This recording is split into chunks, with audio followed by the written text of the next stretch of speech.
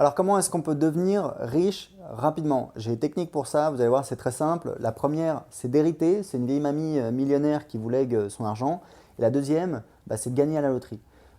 Vous l'aurez compris, ce pas des trucs sur lesquels on peut décider, sur lesquels on a un pouvoir de décision. Donc en fait, ça sert un petit peu à rien. Pourquoi je vous dis ça? Je vous dis ça parce que en fait, on peut devenir riche, sauf que on ne peut pas forcément le faire rapidement. Ça prend un petit peu de temps, mais ce n'est pas un problème. Je vais vous expliquer pourquoi.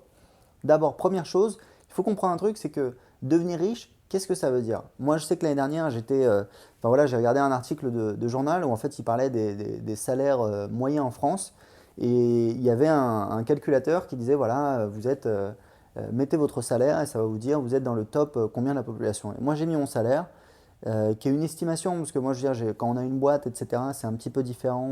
On ne se paye pas forcément tout, on laisse dans la boîte, on investit, etc. Donc, c'est vraiment une approche différente que quand on est juste salarié et qu'on a des revenus et on sait précisément combien on gagne. Quand on est entrepreneur, c'est un petit peu différent. Donc, voilà, j'ai mis une estimation à peu près ce que j'estime être voilà, à peu près plus ou moins ma rémunération. Et ça me disait que j'étais dans le top, je crois, 1% des personnes qui gagnent le plus. Et en fait, je pense que voilà, je pense qu'il y a des gens qui me diraient que je suis riche. Moi, j'estime ne pas être riche.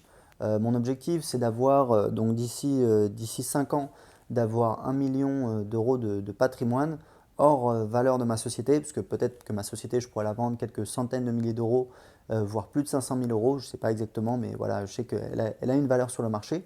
Hors société, voilà, d'avoir 1 million. Et voilà, c'est dans 5 ans et c'est pas tout de suite.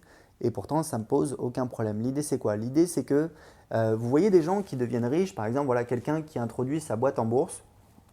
C'est fabuleux, on voit de temps en temps régulièrement, on voit que ce soit voilà, à l'étranger ou en France, on voit un gars comme ça qui a fait une OPA où il a vendu sa boîte, il a gagné plein d'argent, il y a des gens qui se voient à la chance, il est devenu riche, etc.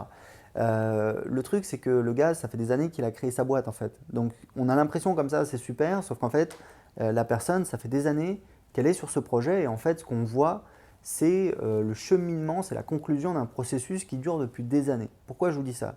Je vous dis ça parce qu'en fait, si vous voulez être riche dans 5 ans, dans 10 ans, c'est aujourd'hui en fait qu'il faut le préparer et il y a plein de stratégies pour ça. Première chose, enfin voilà, vous n'avez pas besoin d'être riche tout de suite. Pourquoi être riche rapidement? Si vous aimez ce que vous faites, voilà, si vous êtes content de votre vie, si vous avez la possibilité d'avoir des loisirs, si vous avez des bonnes relations avec votre entourage, avec vos amis, votre famille, votre conjoint, bah voilà, l'argent, c'est pas, enfin, ça aide, c'est sûr. Moi, c'est quelque chose, je préfère avoir de l'argent, mais c'est pas le truc, voilà, c'est pas le truc indispensable. Donc, ce qui est important, c'est de profiter de votre vie aujourd'hui et c'est de prendre les bonnes habitudes qui vont vous permettre effectivement dans le futur d'avoir plus d'argent. Comment faire? Première chose, le fait d'investir sur vous. Moi, je sais que quand j'ai commencé à travailler, j'étais salarié. J'ai commencé à m'intéresser au développement personnel, j'ai commencé à lire des livres, ça m'a aidé au niveau professionnel. J'ai lu des livres comme Comment se faire des amis de Dale Carnegie, ça m'a permis tout de suite voilà, de désamorcer des conflits que j'avais au travail et ça m'a permis d'avancer dans mon travail. Ensuite, ça m'a permis, voilà, j'ai eu le déclic, j'ai commencé à apprendre l'anglais et parce que c'était en fait un des conseils d'un livre justement sur comment gagner plus. Et 10 ans plus tard, je parle couramment anglais, je parle couramment espagnol. Et voilà, j'ai créé ma boîte, etc. J'ai vécu en Australie, j'ai vécu en Colombie. Donc voilà, l'idée c'est que ça va vous amener, si vous voulez, vous prenez une incidence en faisant des choses, en faisant voilà, des choses un petit peu tous les jours, vous prenez une incidence comme ça sur votre vie, mais sauf que voilà, plus le temps passe et plus vous avez un écart qui se creuse entre ce qu'aurait été votre vie si vous ne l'aviez pas fait, si vous n'aviez pas mis en place ces bonnes habitudes, et ce que peut devenir votre vie si vous mettez en place ces bonnes habitudes. Donc ces bonnes habitudes, c'est quoi? C'est d'investir sur vous, de vous former, développement personnel. Voilà, on a tous des complexes, des limitations, des croyances limitantes, etc. Il faut travailler dessus pour essayer de s'améliorer. Ça vous permet d'être plus productif, plus épanoui, de prendre plus de risques, de faire plus de choses. Et ça va vous permettre forcément de faire péter des barrières et puis d'aller beaucoup plus loin. Donc, première chose, c'est d'investir dans vous. Il y a plein de livres au niveau du développement personnel. Voilà, je vous ai cité Comment se faire des amis, mais il y en a plein d'autres. Il vous suffit de faire un petit peu des recherches. Un deuxième livre qui m'a beaucoup influencé, parce qu'il m'a permis en fait il m'a permis d'apprendre à influencer justement, c'est Influence et manipulation de Robert Cialdini.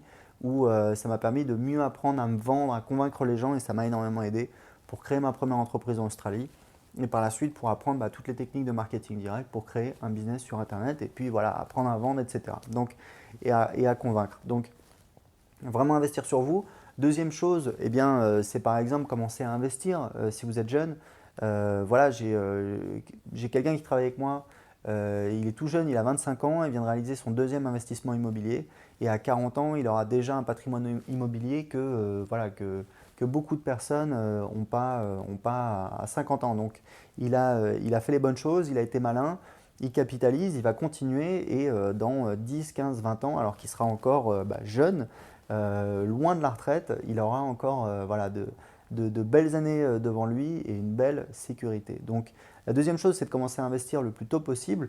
Là, c'est marrant parce que j'en parlais hier avec un entrepreneur que j'ai rencontré à Lisbonne et en fait il me disait que voilà, aujourd'hui pour s'enrichir, le fait d'emprunter pour investir dans l'immobilier, c'est le super plan parce qu'en fait les crédits sont vraiment pas chers, c'est hyper facile d'emprunter et même si vous êtes salarié, même si vous n'avez pas un salaire énorme, vous pouvez obtenir un crédit de la part d'une banque. Si vous êtes entrepreneur également, on dit souvent qu'il faut 3 ou 5 bilans, c'est faux.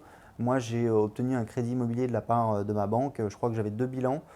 Tout se négocie, tout dépend un petit peu voilà, du cash que vous rentrez, un petit peu, enfin voilà, la banque elle regarde un petit peu vos comptes, elle regarde un petit peu combien vous avez en cas de difficulté, etc. Et c'est tout à fait possible de faire un crédit si on est entrepreneur, même si on n'a pas 3 bilans à son actif. Donc ça, c'est important de le savoir. La troisième chose, effectivement, c'est le fait d'entreprendre, parce que voilà, être salarié, c'est bien.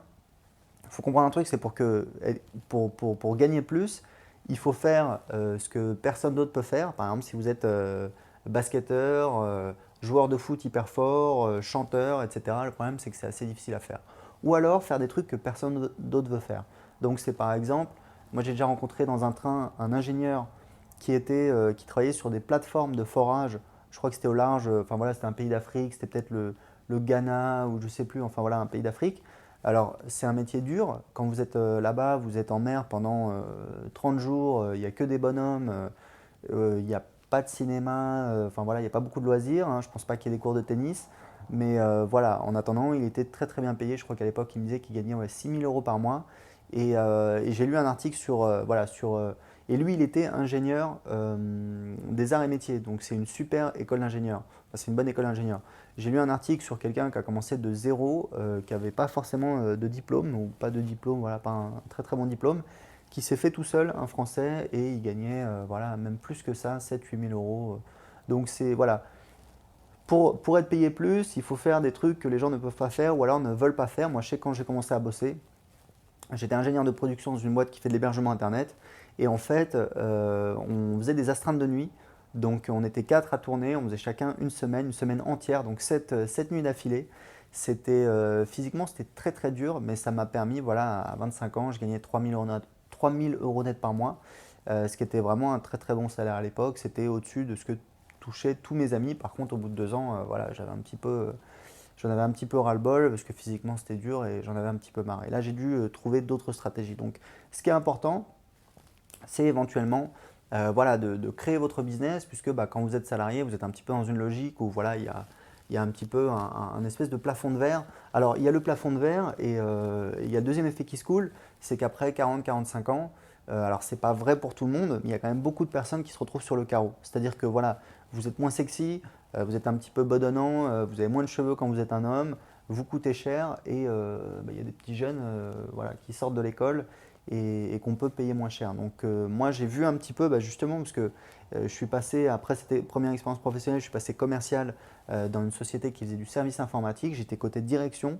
je voyais comment on parlait des gens et je me suis dit ok, moi quand j'aurai 45 ans, je ne veux pas avoir à me vendre à un jeune loup aux dents longues, en costard, etc. Faire 1 heure de métro avec ma petite mallette, c'est hors de question. Je serai indépendant et je dépendrai de personne. Et en quittant un petit peu la voie toute tracée du salariat. J'ai créé un premier business en Australie. Voilà, j'ai gagné beaucoup plus que ce que je gagnais avant. Je suis rentré en France, j'ai créé un business sur Internet. Alors c'est du boulot, je ne vais pas dire le contraire. Par contre, aujourd'hui, c'est sûr que j'ai une, une assise financière, des revenus qui sont bien supérieurs à ce que j'aurais dans le privé. Enfin, après, il n'y a pas que ça. Vous voyez, là, je suis chez moi. Je travaille un petit peu à mon rythme. Là, je vais aller me balader dans Lisbonne. Voilà, c'est un petit peu, c'est cool. J'aime ce que je fais, c'est important. Donc voilà, pour revenir à ce que je vous disais au départ, il y a plein de techniques qui existent pour vous permettre de devenir riche à terme. Ça peut être dans 5 ans, ça peut être dans 10 ans. À vous de définir ce que ça veut dire riche. Posez-vous la question, parce que c'est une question qui n'est pas facile à répondre. Moi, je vous dis pour moi, voilà, ce serait d'avoir 1 million d'euros de patrimoine ou alors d'avoir, allez, on va dire, parce que j'envisage d'avoir une famille, etc. Donc forcément, on a des dépenses plus importantes. Ce serait d'avoir 6 000 euros net de revenus par mois de manière totalement passive. D'accord? Donc à vous de vous fixer un, un chiffre, parce qu'en fait, si vous avez cet objectif comme ça, de dire voilà, bah, j'ai envie de devenir riche un jour, si vous ne fixez pas un nombre, si vous ne dites pas qu'est-ce que ça veut dire riche, en fait, bah, vous n'allez jamais atteindre cet objectif. Donc c'est idiot. Avant même d'essayer, vous n'avez aucune chance d'y arriver, parce qu'en fait, vous n'avez tout simplement pas mis un nombre, et donc c'est pas possible de mesurer, c'est pas possible de dire voilà, là j'ai gagné assez, parce que bah, vous pouvez effectivement gagner 1 million, 2 millions, 5 millions, 10 millions, et puis vous allez vous dire voilà, bah, il m'en faut toujours plus, etc. J'ai envie de devenir riche, etc. Et c'est un petit peu une fuite en avant, et ça peut, bah, malheureusement, ça peut peut-être vous pousser à peut-être à mettre un petit peu de côté d'autres aspects de votre vie qui sont pourtant bah, indispensables, parce qu'on a besoin on a besoin d'être bien dans ses relations avec les autres, on a besoin voilà, d'avoir des loisirs, on a besoin de faire du sport, on a besoin de profiter, on a besoin de voyager, on a besoin de s'éclater. Donc on ne peut pas seulement courir un petit peu après l'argent pour se retrouver riche et seul un jour, ça ne sert à rien du tout. Donc voilà, bah, j'espère que ça vous aura aidé à planifier votre vie. Posez-vous la question, bah voilà, riche, qu'est-ce que ça veut dire pour vous? C'est combien exactement? Voilà, il n'y a pas besoin d'être milliardaire. De toute façon, voilà, vous n'allez pas l'emporter dans le cimetière, donc ça ne sert à rien. L'idée, c'est de vivre de manière confortable, de manière épanouie. Donc réfléchissez, essayez de planifier un petit peu votre futur. Bah, combien vous voulez gagner? Qu'est-ce que vous allez faire aujourd'hui pour parvenir à cet objectif? C'est hyper important de vous poser la question aujourd'hui. Dans quelques années, bah, ça peut faire toute la différence. Moi, il y a 10 ans, j'étais salarié dans un bureau et je me disais, mais comment est-ce que je peux me barrer d'ici? Enfin, je commençais à me poser la question. J'ai passé 2 bonnes années où je me suis éclaté et après, j'ai commencé à me dire non, il faut que je fasse autre chose. Et voilà, j'ai vécu plein d'aventures. Aujourd'hui, ma vie n'a rien à voir parce que justement, bah, j'ai fait cette démarche et j'ai commencé à dévier, dévier, dévier. Aujourd'hui, ça n'a plus rien à voir et j'en suis très content. Donc, bon courage à vous. Si vous voulez plus de conseils pour bah, avoir plus d'indépendance financière, j'ai créé une liste de 32 thématiques rentables sur Internet pour créer un business. C'est des thématiques en fait que j'ai validées. Je connais des gens qui ont un blog rentable dans cette thématique, ou alors moi j'ai créé un blog rentable sur cette thématique. Donc pour télécharger la liste, c'est très simple. Cliquez en dessous de cette vidéo. À tout de suite.